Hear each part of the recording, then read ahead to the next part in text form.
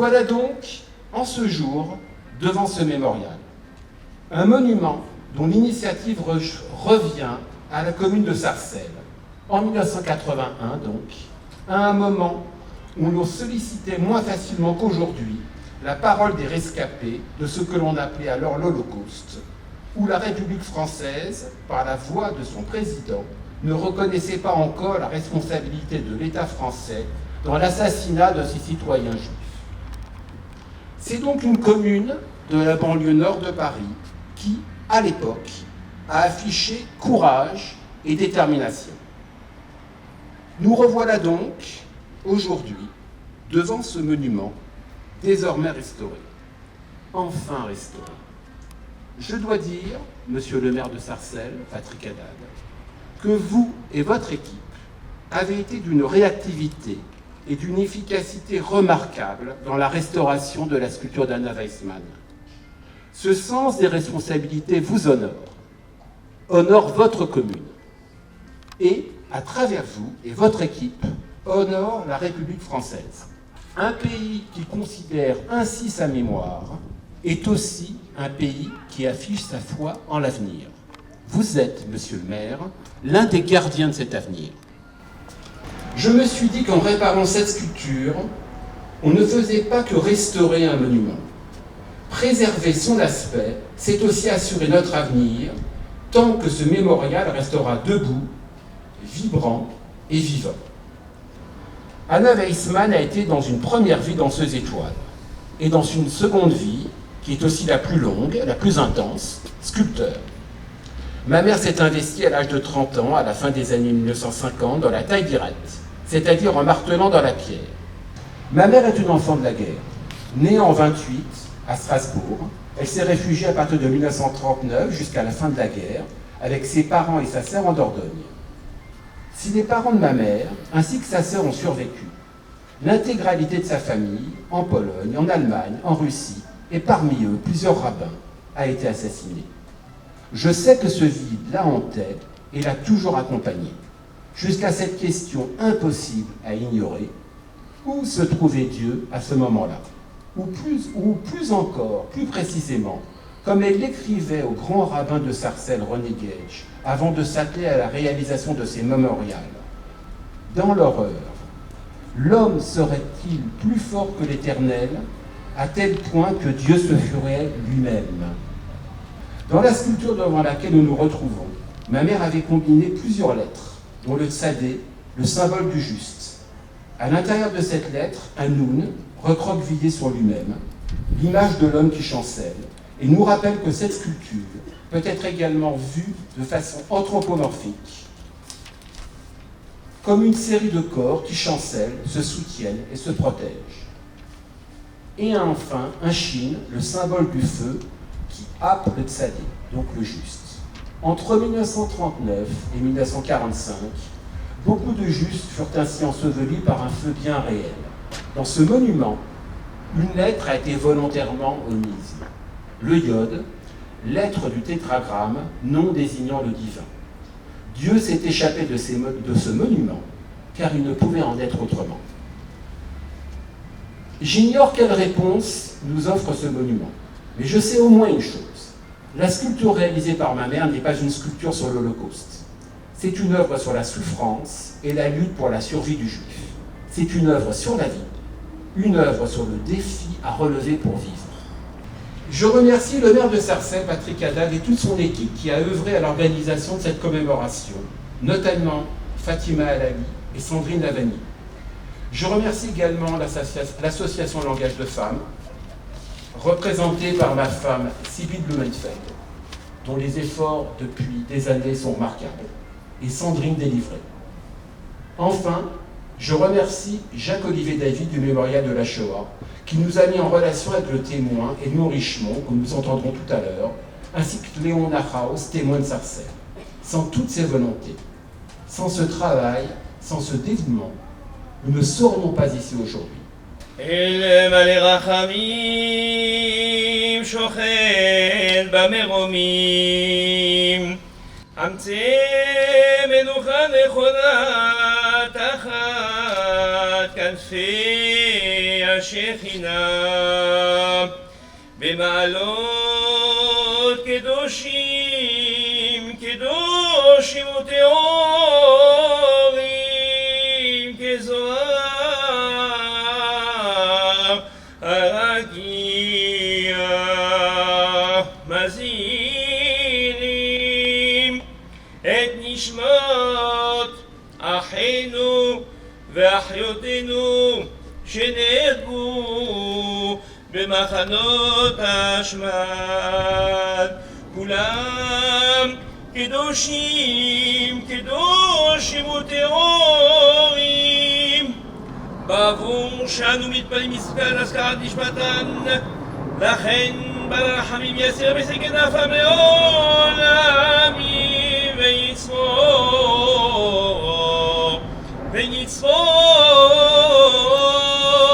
ביצרוח אמת נשמתן, אדוני ונחלתן, בגן עדן תמנו חלב ינוחו בשלום על משכבותם, ונאמר Amen. Dieu plein de miséricorde, toi qui résides dans les hauteurs, accorde un repos éternel sous les ailes de ta providence, à l'instar des saints et des purs qui brillent et étincellent comme la lumière du firmament.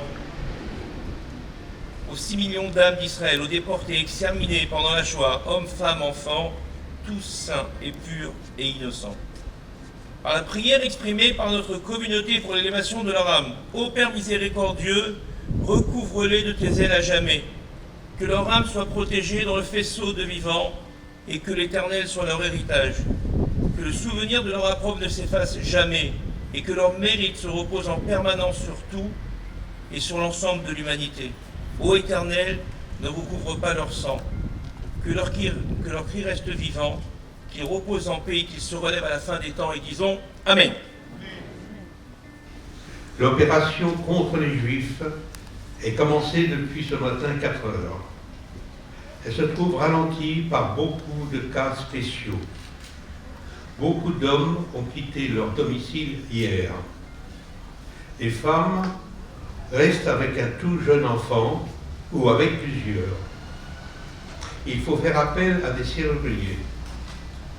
Dans le 20e et le 11e, où il y a plusieurs milliers de Juifs, l'opération est lente. À 7h30, le PN signale 10 cars arrivés au Veldiv. Nous comptons 4044 arrestations à 9h. Fin du compte-rendu. En tout, entre le 16 et le 17, il y aura eu 13 152 personnes arrêtées.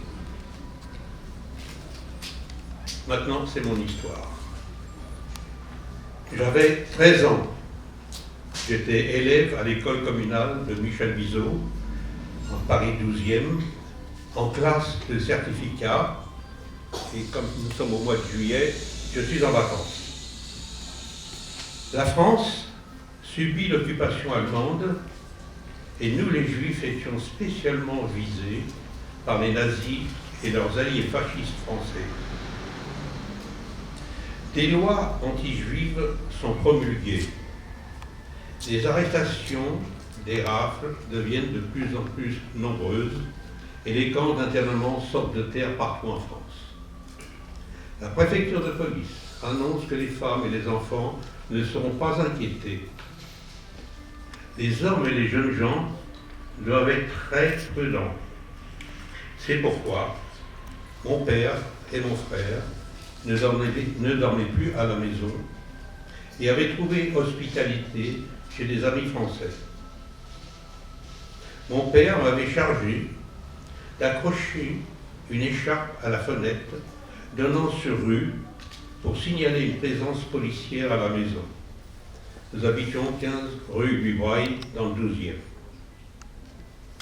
Arrive le 16 juillet 1942, à 7h du matin, coup de sonnette, police. Madame, veuillez préparer des vivres et des affaires pour 3 jours et nous suivre, ainsi que votre fils. Je repensais aux belles paroles de la préfecture, ni les femmes, et ni les enfants.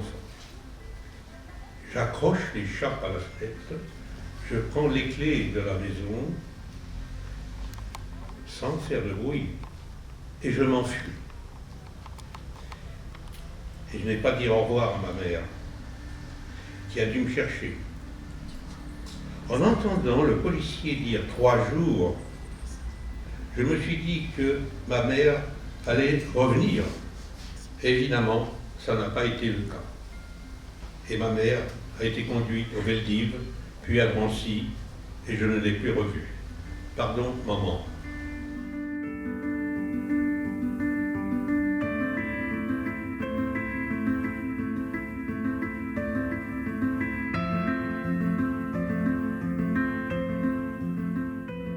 En 1942, j'avais 5 ans et demi. Et nous étions des enfants. Je n'étais pas le seul. Nous étions tous des enfants. Nous habitions le 20e, la rue Le Sage, à côté de la rue Julien Lacroix. Mais en 1942, grâce à une femme blanche, grenade, elle était à l'époque cheftaine dans un patronage protestant. Et quand ces événements se sont produits, cette femme a réuni tous les enfants de la rue Le Sage, la rue Juiroux, et elle nous a évacués en Normandie, dans un petit village qui s'appelle Les Loges-Marchis. Et je suis resté, si vous voulez, de 1942 jusqu'à la libération, puisque nous étions pas loin du débarquement.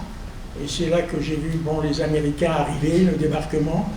Et le souvenir que j'ai, c'est que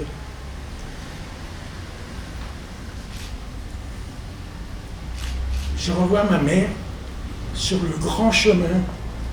Et c'était l'été, parce que c'était le mois d'août ou le mois de septembre, je ne me souviens pas très bien. C'est là que j'ai vu ma mère qui venait me chercher et je suis rentré à la maison. Et la suite, si vous voulez, ça a été le sauvetage, si vous voulez, de tout ce qui nous est arrivé. On était quand même traumatisés, il faut le reconnaître. Et c'est grâce à l'Opège, à l'Osé, j'ai fait énormément de maisons d'enfants, et où j'ai pu, si vous voulez, grâce à cette ambiance, un peu revivre, si vous voulez, un peu revivre, voilà. Et j'ai perdu ma mère, la seule personne, c'était ma mère et ma sœur qui n'ont pas été déportées, mais toute ma famille a été déportée malheureusement. Mais je dois encore signaler une chose, la personne qui nous a gardés dans la ferme, elle s'appelait Maria Boulière. Cette femme n'est plus là, mais je suis toujours, à ce jour, en contact avec sa fille et avec 3 enfants qui ont mon âge aussi, à peu près, et qui sont dans la région parisienne, que j'ai vu encore la semaine dernière, je les ai eus au téléphone. On est restés tous ensemble.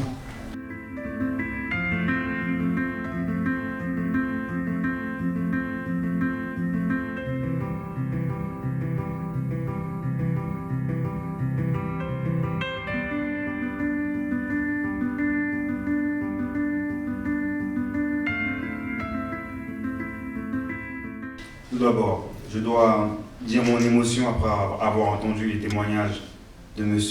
Edmond Richemond et de M.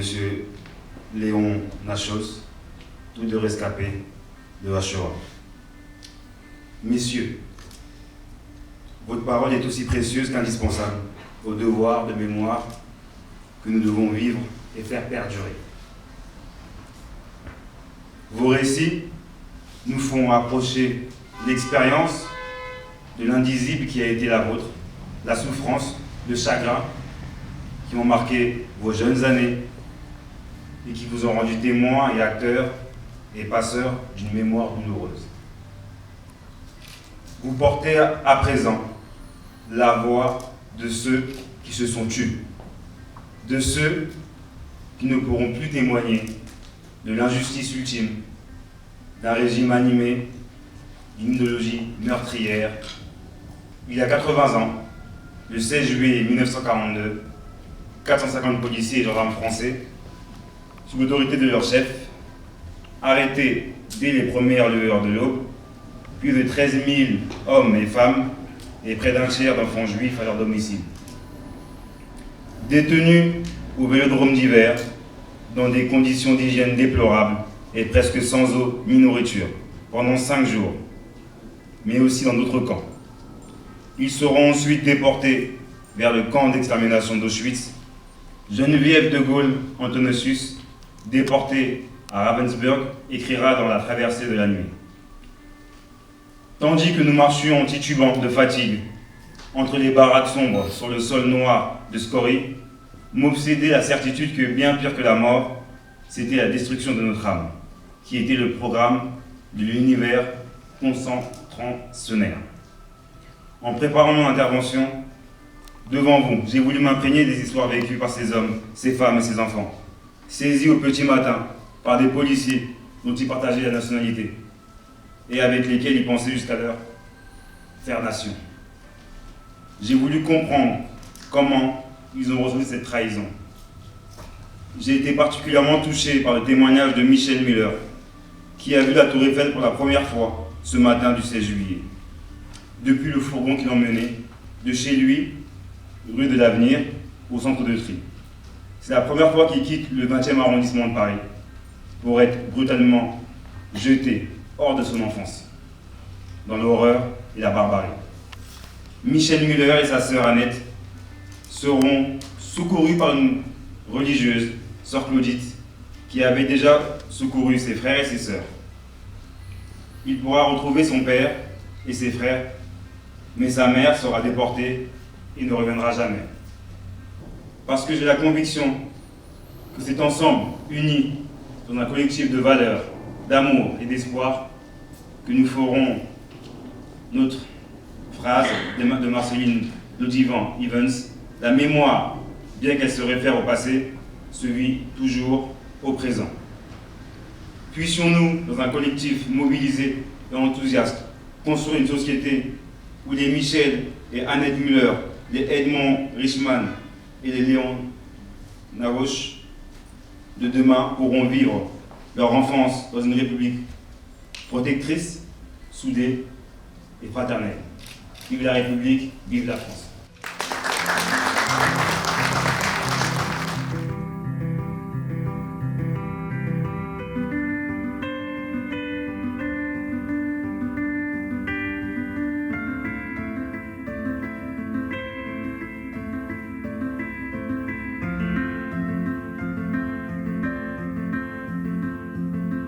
Le 13 juillet 1942, c'est par une circulaire numérotée 173-42 que la préfecture de police ordonne l'arrestation de 27 427 juifs étrangers résidant en France, sur la base de 150 000 noms réunis par Tullard.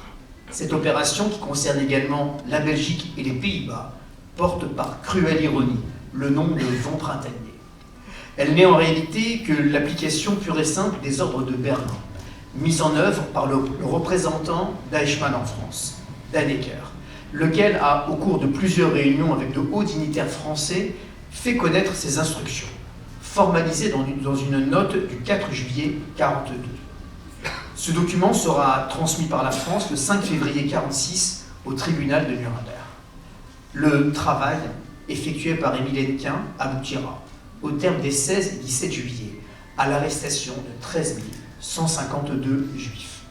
13 152 êtres humains, à qui deux régimes politiques nient leur appartenance à la commune humanité. 4 114 enfants, 5 119 femmes et 3 118 hommes. Plusieurs milliers d'entre eux sont conduits directement au camp de Drancy et 8 160 sont emmenés brutalement au Vélodrome d'hiver, dans le 15e arrondissement de Paris. Nous en commémorons en ce jour le 80e anniversaire. N'oublions jamais que l'obsession de la race, l'antisémitisme le plus abject et la conviction de la supériorité ont abouti à l'annihilation d'enfants et de nouveau-nés. 4000 enfants que l'Allemagne nazie ne réclamait même pas dans ses exigences de quotas, et que Pierre Laval, chef du gouvernement français de Vichy, a tout fait pour faire déporter. Les nazis furent si surpris de recevoir la demande française que l'autorisation accordée in fine par Eichmann mit plus de 10 jours à parvenir. Souvenons-nous de la responsabilité reconnue en 1995 par le président de la République Jacques Chirac, celle de l'État français et du gouvernement de Vichy. La mémoire des événements dramatiques de juillet 42 longtemps ne rendit pas justice aux milliers des victimes de la rafle. Le Vélodrome d'hiver continua à accueillir jusqu'en 1959, date de sa destruction, des manifestations sportives et festives, comme si les cris de joie des spectateurs devaient effacer sans honte ni regret l'effroi des enfants et de leurs parents. Sarcelles, ville-monde, ville d'accueil par excellence, entend prendre toute sa part dans cet immense travail pédagogique. Car, comme le disait Simone Veil, le seul devoir, c'est d'enseigner et de transmettre. Nous le devons autant aux enfants du Veldiv qu'aux enfants de la France d'aujourd'hui. Je vous remercie.